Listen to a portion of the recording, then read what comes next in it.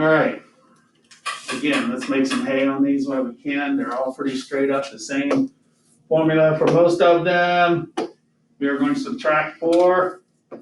Subtract 4. We'll still have the square root of 5x minus 1. 11 minus 4 is 7. Now we're ready to take the square or square both sides. That allows us to get rid of the radical there. So now we're down to 5x minus 1 equals 49. We are going to plus 1.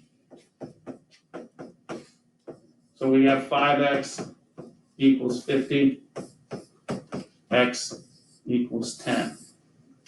We don't want to do a quick little check on that and make sure we're not going to create a negative number, which we don't, under the radical or outside on the equal sign. That is a good solution. Everybody okay? Now, when we're going to get those extraneous solutions, when we start foiling and have to get an x squared, that's when you really want to check those to make sure they work. Does everybody understand that part? Okay. All right. Same thing here.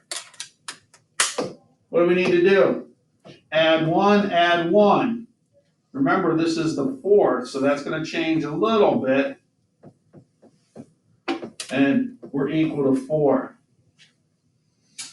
Now we're ready to 4th root or 4th on each of these. So make sure, most of us can do that in our head, but you definitely want to make sure, grab your calculator, 4th of 4th, I think is 256, right? So don't, make a silly math mistake that you can use your calculator. We have them, use them. So now we have 2x plus 4 equals 256. Of course, we'll minus 4. We're going to have 2x equals 252. And then I think, is it 126? Is that right? We end up with x at 126. Let's do a quick brief check there. I think we'll be all right. We're not going to get a negative number there because it is an even root there of 4. So we want to check and make sure we don't get.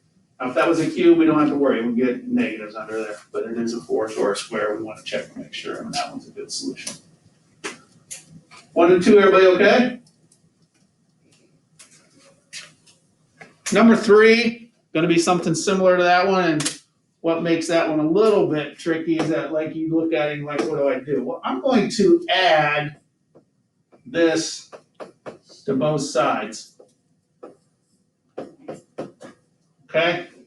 So now I'm going to have the cube of 2x minus 12 is equal to the cube of x minus 9. So it is subtraction here, so if I add it over, and there are probably ones very similar to that tomorrow, so be ready for that. Now what do? We're going to cube up both sides, okay? And now we're down to this simple 2x minus 12 equals x minus 9, aren't we? So now if I minus x and I plus 12 and plus 12, I'm going to end up with x is equal to, I believe, 3. Bless you, bless you. Is that correct? Anybody else get that? If I make a mistake, make sure you raise a paw and ask me if you're brave enough. But I think that's correct, is it? It is a cube, so I'm not concerned about any negatives there. We can have negatives underneath there, although I don't. It's okay. Questions there? All right. As we dig in, probably starting to make them a little harder now. And this guy here is one that we are going to have to FOIL. So we are going to get 8x plus 17 if we square both sides. FOILing there, I'm just going to do it. X times x would be x squared. We're going to get a plus 3, and another plus 3 would give me plus 6x. And then we're going to get a plus 9. So make sure you see what we're doing here. Now, when we start FOILing, we really want to check those solutions because that's where we can get that extraneous solution. So, all right, moving on, we're going to minus 8x and we're gonna minus 17. So I do believe that'll leave us with x squared, negative 2x, and that's gonna be minus 8. Still gonna set that equal to 0, so now we're into the factoring stage of it. Factors of 8 with a difference of 2 would be 4 and 2, so we need that 4 to be negative. And don't forget, we need to solve from there. So we do end up with x equaling 4 and x equaling negative 2. We certainly want to go back and check those out. And they both work. So negative 2 up here would be negative 2 plus 3 would give me 1. If I put negative 2 in, I'm going to get negative 16, which is plus 17 gives me a positive 1. So they both work. So that's a unique situation a little bit. A lot of times you want to definitely check those negatives because they sometimes are the guys that don't work. But this case, both of those worked out okay. So both solutions are good. Questions there? Well, 4 and 5 are really similar, aren't they? In fact, almost the same. Same work will be done. I'll square both sides, we'll end up with negative x plus 24. Remember, we're going to need to FOIL these. I'll FOIL that out. We're going to get x squared. The middle terms are going to be minus 4 will give me minus 8x. Negative times negative will be positive 16. Now we'll go to work here. We're going to plus x and minus 24. So we'll plus x and minus 24. That will leave me with x squared minus 7x and minus 8 equal to 0. All right, from there we're going to factor.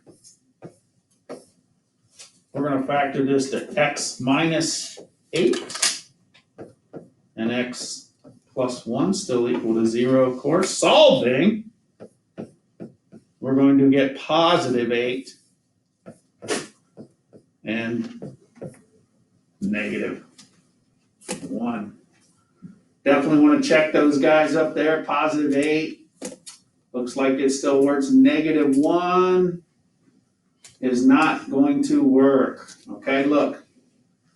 On this side out here, we're going to have negative times negative 1 minus 4 is going to give me negative 5. And there's no way I can get a negative number. That's going to be a positive 5. So if I put negative 1 back into this equation right here, if I put negative 1 back into here, okay, we're going to get, 5 is equal to negative 5. And of course, that is not true. So negative 1 is out. It's an extraneous solution. Make sure, again, when we start squaring, when we start foiling a binomial, we got an x squared term. We've got to check those, okay? Does everybody feel okay so far? All right, we're down to the inequality ones now. Remember, there's two parts of these, and I'm going to ask you to write out in different ways the number line and interval and set builder, okay? I'll remind you again tomorrow. Let's go at this guy right here. We're going to have to square both sides. We'll end up with x plus 3 is less than 36 if we square both sides. I will minus 3. So my first part would be x has to be less than or equal to 33. So there's my first part 1, as we talked about yesterday. Part 2 is going to have to be this. X plus 3 has to be greater than or equal to 0, doesn't it? Minus 3, so my second part here is going to be x has to be greater than or equal to negative 3. All right, now we need to part one, I'm going to do the number line. Of course, I'm interested in -3, which is down here, and +33, which probably is up that way. Less than or equal to puts us here, coming this way, and greater than -3 and equal to puts us here and coming this way. Remember, those are included in our solution set. So we did ask for the number line. The second part would be -3, comma 33. Both of those are included. And then finally, our third option here, our third way of writing it, x such that we're going to put -3, your x, and 33 has to be greater than or equal to, but less than or equal to 33. And that is, of course, our set builder. How do we feel about that? Everybody okay? How about those three ways? Everybody feel comfortable there? Any of them feel hard to you? I would start with a number line, then the interval, and then the set builders at the end. All right, we're down to that last one, the one we've been looking for. Same procedure as we've had. I'm going to +2. So I'm going to have the square root of x minus 2 less than or equal to 10. Now I'm ready to square both sides. I'm going to have -2 less than 100, huh?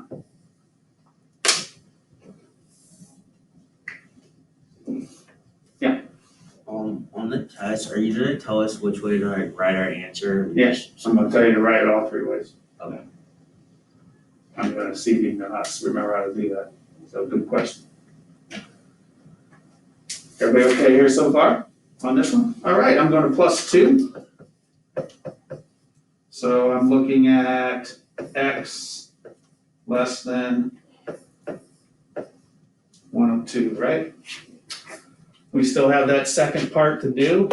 Change colors here, so we still need x minus 2 has to be greater than or equal to 0.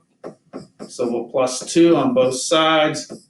X needs to be greater than or equal to +2.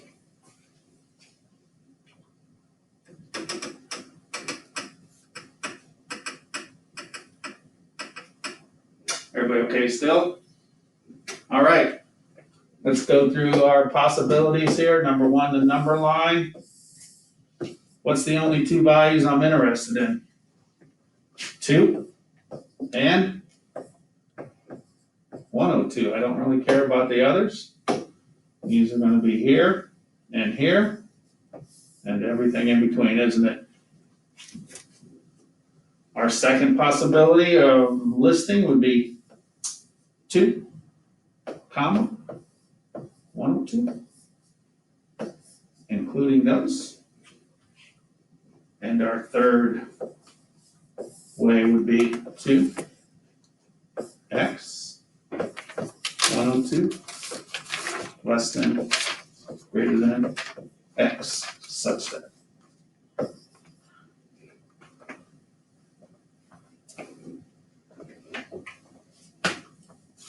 You feel like you're ready? If you've done some of the homework and paid some attention, I did.